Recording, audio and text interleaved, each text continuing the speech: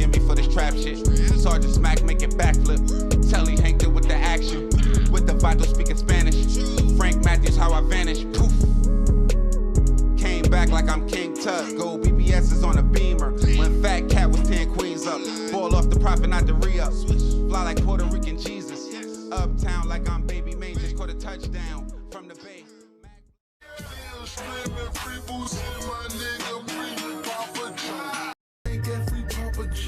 And every soldier 10 toes who ain't never told.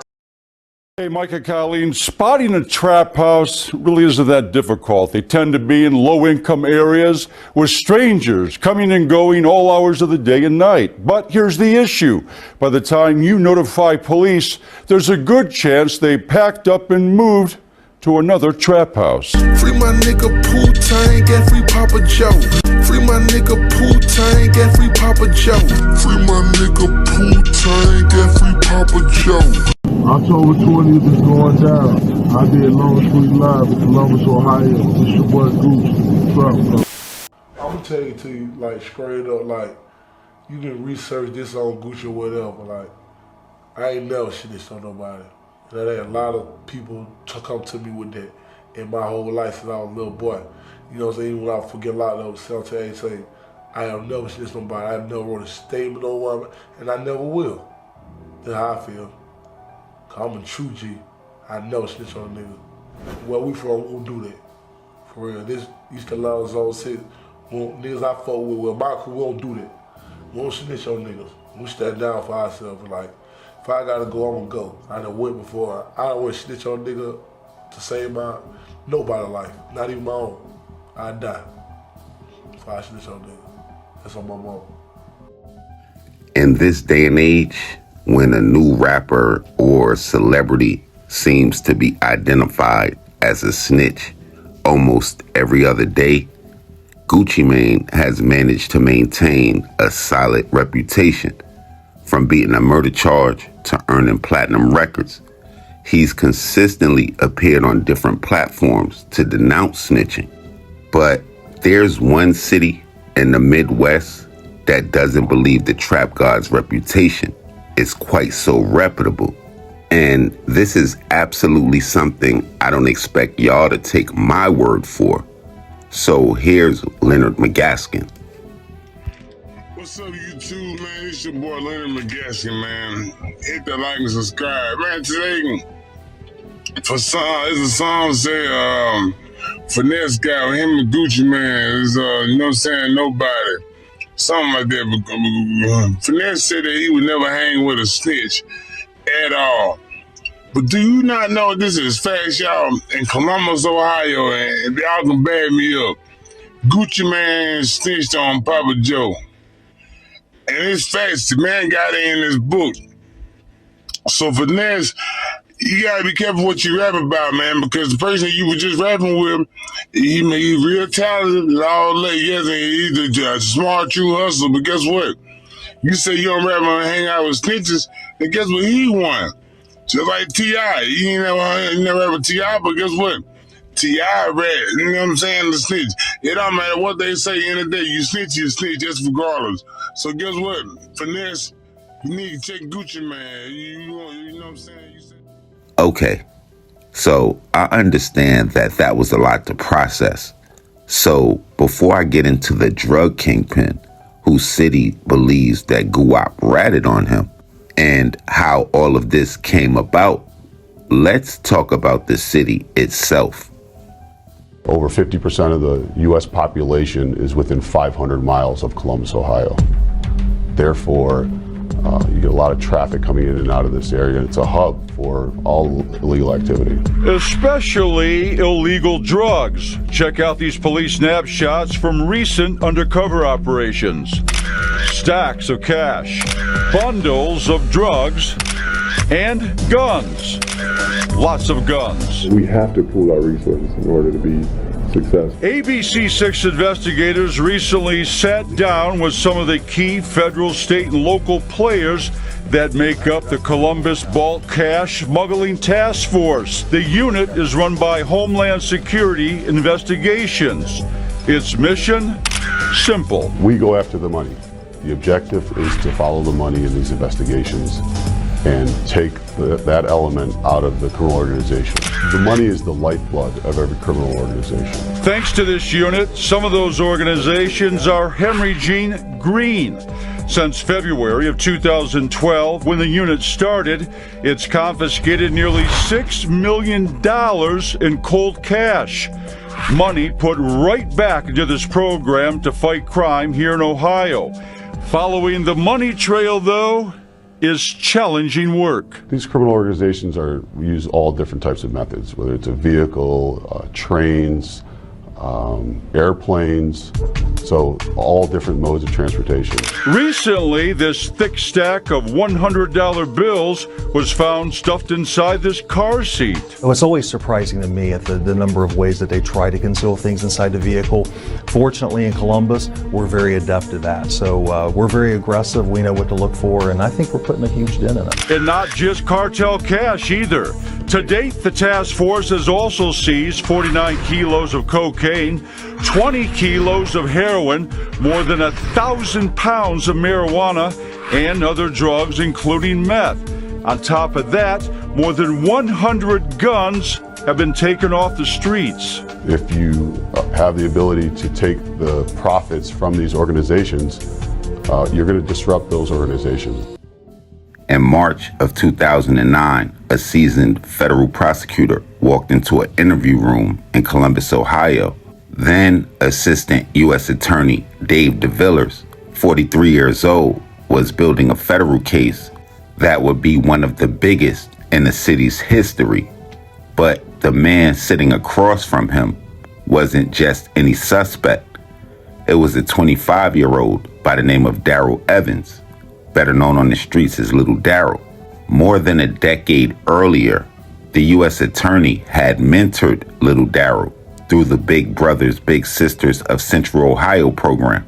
They would play softball together, enjoy barbecues, and Little Darrell would even spend time at Dave DeVillers' home. But over the preceding years, time would pass, and another man, one with deeper pockets, neighborhood power, and the allure of fast money, would step into the role that DeVillers once had. And his influence was much stronger, and that man was Maurice Papa Joe Williams.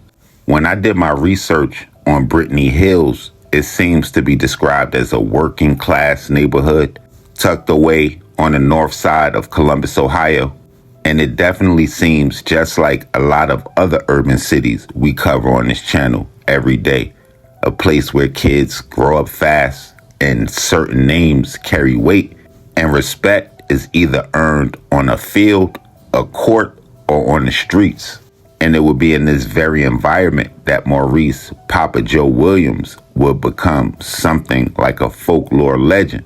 And by the year of 2008, that legend was on full display for his 33rd birthday party, where Papa Joe would reserve Club Ice downtown Columbus to bring in his birthday with two of the big names in music at that time, Diplomat members Jim Jones and Joel Santana, packing the club with more than 800 people. About the event, Columbus Monthly would write, "It wasn't about the money. It was about image, control, and legacy." And according to prosecutors at his trial, he wasn't just throwing a party. He was reinforcing his status as the biggest kingpin that the city of Columbus had ever seen. But it wasn't always that way.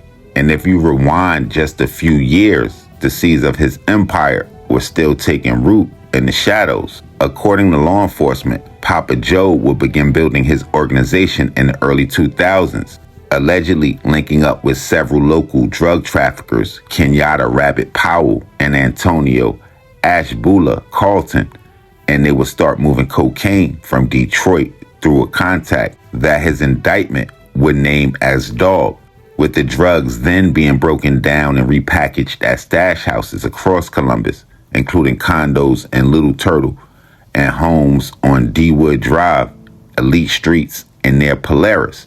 And authorities would say 4 years before that extravagant birthday party in 2004, the operation had gone full scale. with loads coming into the city weekly. Authorities would say that Papa Joe would later shift his supply chain to Atlanta using cars with hidden compartments.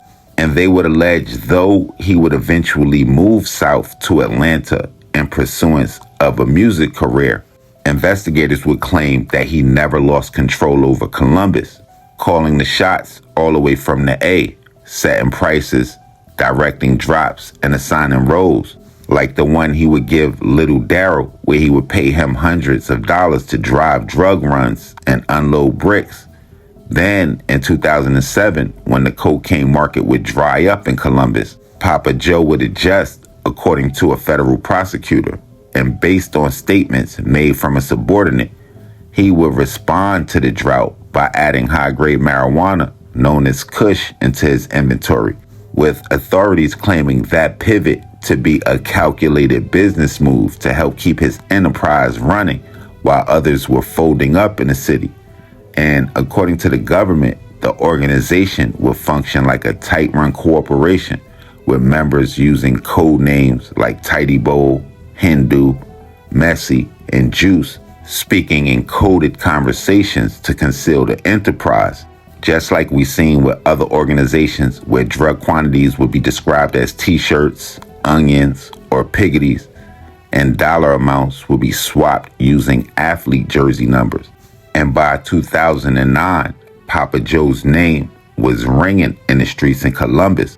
But what would finally bring the organization down wasn't talk going on the streets. It would be what investigators caught on tape, a wiretap on a guy by the name of Kevin Cook, who was allegedly one of Papa Joe's most trusted associates, leading to more than 24,000 recorded phone calls, with 1,900 of those calls being deemed crucial to Papa Joe's case.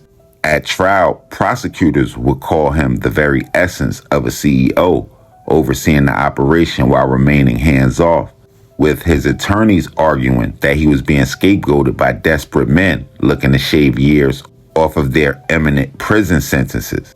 But just like we know here, and in 98% of the federal cases, the jury wasn't convinced, and Papa Joe would be convicted on 29 counts, including the most serious of them all, operating a continuing criminal enterprise, eventually being sentenced to 30 years in federal prison. To law enforcement officials, it was one of the biggest drug takedowns in the history of Columbus, Ohio. But in a place like Brittany Hills, to this day, many still debate the legacy of Papa Joe, of whether he was a kingpin or a product of his environment. Either way, around there, his story is the stuff of legend.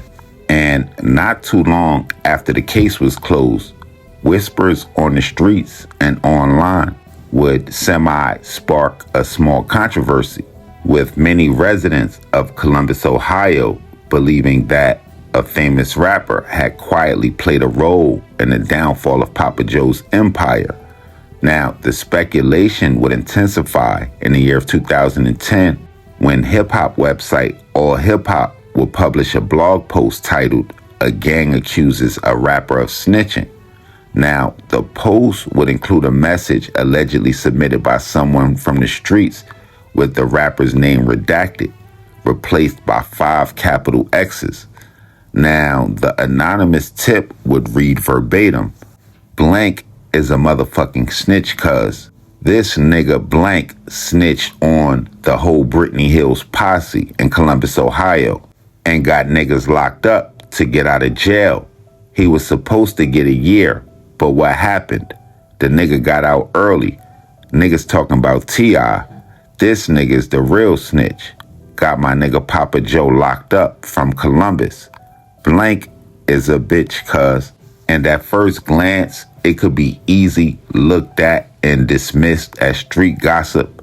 But if you kind of took the time to break down the clues that was given, the 5-letter redaction, the mention of an early jail release, as well as the known association between Gucci Mane and Maurice Papa Joe Williams, which was referenced during Papa Joe's federal trial, it instantly forces the speculation in one direction. Now, if we think back to September 2008, Gucci Mane was arrested for a probation violation after completing only 25 of 600 required community service hours stemming from a 2005 aggravated assault case. Now, he will be sentenced to a year in the Fulton County Jail, but will be released after serving just 6 months. Now, the timing of his early release will coincide closely with the indictment of Papa Joe and the Brittany Hills posse, most likely being the main cause of the speculation and the allegations that will follow, with the core of the allegation being simple. Gucci Mane cooperated with law enforcement in exchange for early release, and in doing so, he would help take Papa Joe down and the others connected to the Columbus drug operation. But even after all of these years, there's no viable documentation that has ever been produced to substantiate this claim, even in this day and age when it happens almost every other day. Now, the all hip-hop editor would distance himself from the accusation writing. I must admit, I don't know what this is referring to, but I will say this. The rapper they are accusing of snitching is presently in jail, and at that time, that specific detail would align with Gucci Mane's incarceration. Now, in the eyes of Columbus, probably especially in the Brittany Hills neighborhood, it seems like those specific coincidences were too much for them to ignore. And his early release, the redacted name, and the courtroom references might have felt like a little bit more than speculation. Now, for my people in the CO, I definitely need y'all to tap in and let me know, is this talk still going around in the town? And is this something that y'all was hearing about in the city when this was going on?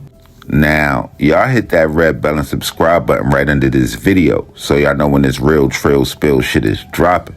Y'all get in the comment box below. Y'all let me know what cities we need to go to, what stories we need to tell, what I missed, what I got wrong, all of that. And y'all definitely tap in with me directly. I'm here for all of that. Instagram, Twitter, POP_A_LOT. And until our next run around, y'all know how we rockin' Shades Popalot. Salute the almighty MOBB.